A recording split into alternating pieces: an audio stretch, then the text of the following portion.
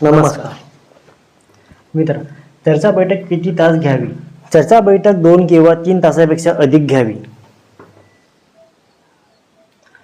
चर्चा बैठकमध्ये कोण जात नाही?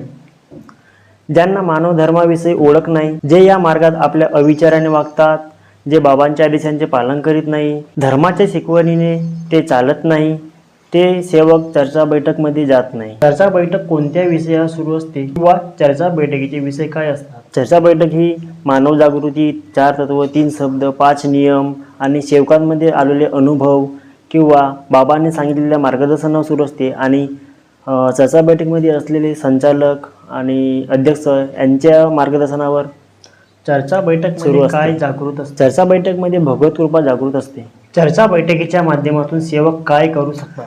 चर्चा बैठकीच्या माध्यमातून सेवक कुटुंबाची, स्वतःची व समाजाची व आपल्या गावाची प्रगती करू. चर्चा बैठकीमुळे काय होते? चर्चा बैठकीमुळे एकता निर्माण होते व चर्चा बैठकीमुळे सेवकात एकता असते.